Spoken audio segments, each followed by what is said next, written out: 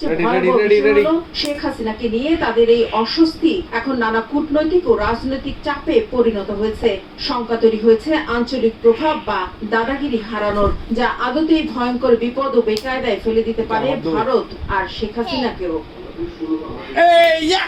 বাংলাদেশের সাবেক প্রধানমন্ত্রীকে কি তৃতীয় কোনো দেশে রাজনৈতিক আশ্রয় পাঠানো হবে? তাকে কি ভারতেই রাখা হবে নাকি শেখ হাসিনাকে দেশে ফেরত পাঠানো হবে?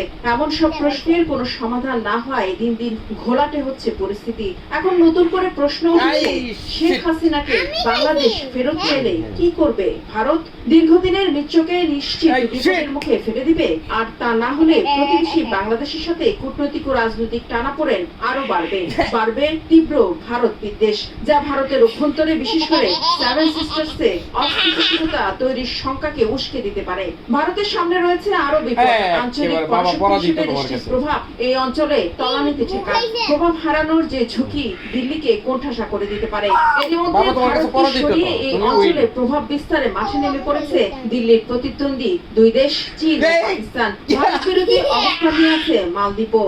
সব মিলিয়ে বেকায়দায় থাকা ভারতের সামনে এখন অনেক চ্যালেঞ্জ। আর এই জন্য বাংলাদেশের অন্তর্বর্তীকালীন সরকারের সাথে সুসম্পর্ক বজায় রাখা ছাড়া ভারতের সামনে আর কোনো পথ খোলা নেই বলেও মনে করছেন বিশ্লেষকরা। তারা বলছেন গেল 15 বছর ধরে শেখ হাসিনা ও তার দল আওয়ামী লীগকে আকুণ্ঠ সমর্থন দেয়া, বাংলাদেশের পূর্বাঞ্চলের সাম্প্রতিক বন্য পরিস্থিতি, সব মিলে বাংলাদেশের ভিতরে ভারতের প্রতি তীব্র ক্ষোভ জন্মেছে। সময় অপেক্ষা করতে হবে, হতে হবে আরো অনেক বেশি কৌশলী, সহনশীল।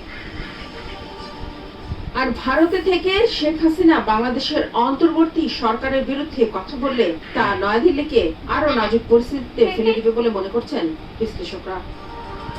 রিফাত জামান, বাংলাদেশ নিউজ ডেস্ক।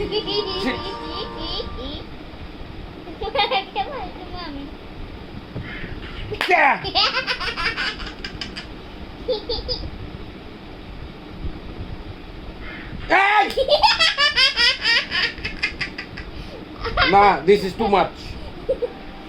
কোটা সংস্কার আন্দোলন থেকে শুরু আর শেষটা হলো বাংলাদেশের ইতিহাসের সবচেয়ে ভয়াবহ স্বৈরশাসনের পতনের মাধ্যমে। কেন হঠাৎ পদত্যাগ করতে বাধ্য হলেন শেখ হাসিনা? এর পেছনে কি শুধুই কোটা সংস্কার ছিল? চলো